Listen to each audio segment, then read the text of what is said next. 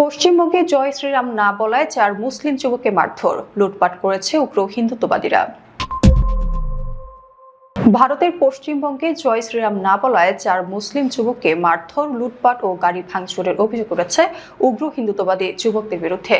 রাজ্যটির বাংলাদেশ সীমান্তবর্তী মালদা জেলার হরিশ্চন্দ্রপুর এলাকায় এই ঘটনার পর এলাকায় চরম উত্তেজনা ছড়িয়ে পড়েছে। পুলিশ তদন্ত শুরু করলেও অভিযুক্তরা এখনো পলাতক। জানা গেছে, সোমবার হরিশ্চন্দ্রপুর থেকে বাড়ি ফেরার পথে জাতীয় সড়কের গড়গুড়ি এলাকায় কয়েকজন দুষ্কৃতী একটি গাড়ি থামিয়ে দেয়। গাড়িতে থাকা 4 মুসলিম যুবকের পরিচয় জানার পর তাদের জয় শ্রীরাম বলতে বাধ্য করার চেষ্টা করা হয়। তারা তা বলতে অস্বীকৃতি জানালে তাদের মারধর করা হয় এবং সঙ্গে থাকা টাকা ও মালামাল লুট করা হয়। ভুক্তভোগীদের মধ্যে হরিশ্চন্দ্রপুর 2 ব্লকের দক্ষিণ তালসুর গ্রামের বাসিন্দা মাসুদুর রহমান, ইব্রাহিম আলী, শহীদ আনোয়ার ও মুজাহিদুল ইসলাম সংবাদ মাধ্যমকে জানান, তাদের মারধরের পাশাপাশি গাড়ির কাঁচ ভেঙে দেওয়া হয় এবং ব্যাগে থাকা প্রায় ৭৫,০০০ টাকা লুট করে নেওয়া হয়। কিছুক্ষণের মধ্যেই পুলিশ ঘটনাস্থলে পৌঁছালে দুষ্কৃতীরা পালিয়ে যায়। পরে ভুক্তভোগীরা হরিশ্চন্দ্রপুর থানায় লিখিত অভিযোগ দায়ের করেন। অভিযোগে গড়গড়ি এলাকার বাসিন্দা চন্দন মাহালি, সাগর মাহালি ও মিঠুন রজক সহ 8 জনের নাম উল্লেখ করা হয়েছে। পুলিশ ঘটনার তদন্ত শুরু করেছে এবং অভিযুক্তদের খোঁজে তল্লাশি চালানো হচ্ছে। ঘটনার প্রতিবাদে স্থানীয় বাসিন্দারা বিক্ষোভে নেমেছেন। তারা দোষীদের গ্রেপ্তারে পুলিশকে 24 ঘন্টার আলটিমেটাম দিয়েছেন। স্থানীয়দের দাবি, যারা এই হামলা চালিয়েছে তারা কোনো ধর্মের প্রতিনিধি নয়, তারা অপরাধী।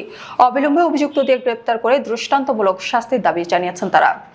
উল্লেখ্য, ভারতে জয় শ্রীরাম না বলায় এক মুসলিম যুবককে টানা 18 ঘন্টা ধরে নির্যাতন করা হয়। মারধরের এক পর্যায়ে তাকে জয় শ্রীরাম বলতে বাধ্য করা হয়। পরে হাসপাতালে চিকিৎসাধীন অবস্থায় ওই যুবকের মৃত্যু হয়।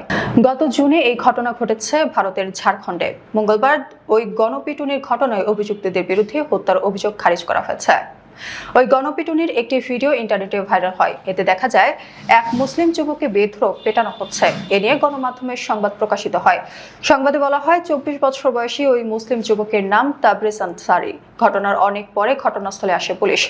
পরে চুরির অভিযোগে তাকে গ্রেফতার দেখিয়ে আদালতে তোলা হয়। আদালত থেকে পরে জেল হাজতে। পরে অবস্থা খারাপ হলে হাসপাতালে নিয়ে যাওয়া হয় তাবরেজকে। সেখানেই তিনি মারা যান। মানবাধিকার কর্মীদের অভিযোগ, হাজতে মৃত্যুর পরে হাসপাতালে নিয়ে যাওয়া হয়েছিল তাকে।